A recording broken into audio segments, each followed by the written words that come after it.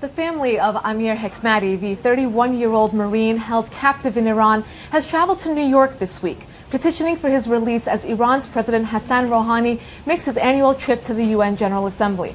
Joining me to tell us more about Amir's case, his sister Sarah Hekmati, brother-in-law Rami Kurdi, and Michigan Congressman Dan Kildee. Welcome to you all. Thank you.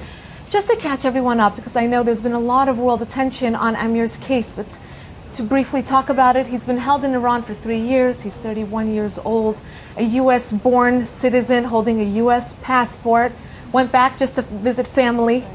And this happens. I mean, what was your reaction when you first found out that your brother was going to be held, you as his sister, Sarah? I mean, we were shocked, and it was disbelief. We contacted the Iranian authorities to find out what the problem could have been, because he went with all the appropriate paperwork, and he had a visa. He had applied for all the credentials through the Iranian consulate in Washington, D.C. So, I mean, it was very transparent that he was going. Again, and I know that you've been in touch with lawmakers and others who've been petitioning for his cause, and you come to New York this week, obviously, as the president of Iran also travels to New York this week for the UN talks. I mean, what's your goal, Rami? You're his brother-in-law, very close friend as well. What's your goal this week? What are you trying to bring to the world's attention? Well, our goal is not just to raise awareness. We have international support, domestic support, but to make a strong push for the president to realize Amir's case.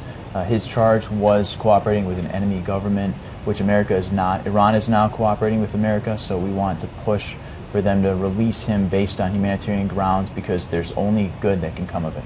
Now, is there a fear? I mean, now that there's ISIS and other types of threats and the nuclear talks with Iran that have taken center stage, and the human rights issues with Iran have basically gone off to the margins. What's your fear about that? We have fears of any political climate. We have fears from everything, but the biggest fear for us is terminal cancer. His father has terminal cancer, and everything is nominal compared to that. His father's time is limited. He's always trying to think again, reunited with his son. It's very difficult for him. And Congressman, I know you've been integral in advocating for Amir's release. What can be done at this point?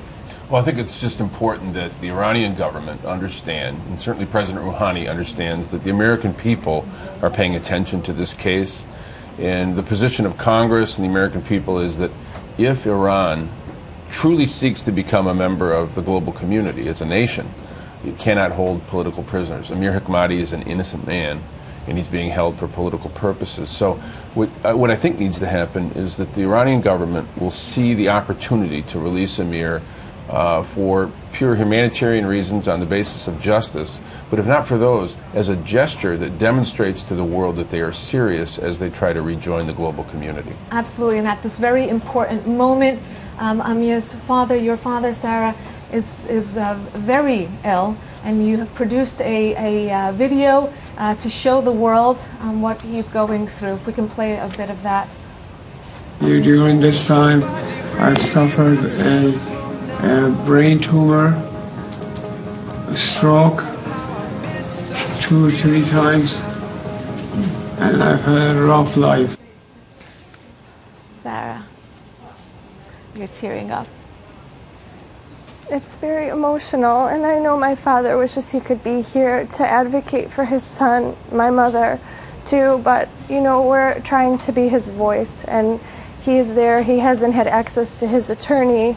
He hasn't been able to defend himself, and we just want to be his voice. We want the world to know that he's there wrongfully, and that we hope that we can reach the ears of the Iranian delegation while they're here, and that they can help us. We understand that they can reach out to the judiciary and support our cause, and we hope that they'll do that. You're in New York, and the president of Iran is in New York. If you could speak directly to him, what would you say? I would respectfully appeal to him, and I would want him to know that we really are pushing hard because our father is sick, and our brother went there solely to visit family and wanted to know more about his background and his heritage, and this has been a very difficult time for us. We hope he can understand that and reach back to the officials in Iran and do something about it. And we know Amir himself is incredibly appreciative of all the advocacy and help that he's getting. He just put up, he got this statement that was put up on Facebook last night, in which he said, Thank you for lifting my family up while I'm a world away, unable to be there for them, especially while my father has experienced many difficulties with his health. My mother also told me of the support I've received internationally from people of all ages, religions, and backgrounds. I want to thank you all for every thought, prayer, and all the effort you have taken to raise awareness and support on my behalf. It is with this that I hope I'll be able to thank you in person one day soon.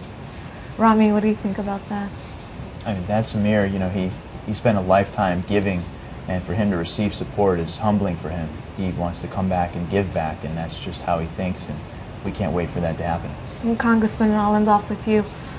What can the people of the world do to further push for Amir's release? I think they can raise their voices. Iran watches the world and knows that the world is watching them. So through social media, through any means possible, to make a plea to free Amir Hekmati. It's been across the spectrum that people have joined together to raise their voice for Amir, and I think if people across the world want to do that, it will make a difference. And Sarah, how are your parents doing? This has been a very emotional roller coaster. It's something you read about in the paper and you don't believe happens to just an average Midwestern family. It's been very, very hard. My father went from 3 years ago having his son in contact with him to him being in the midst of an international crisis, death sentence, now still in prison, and then him getting diagnosed with cancer, suffering 3 strokes.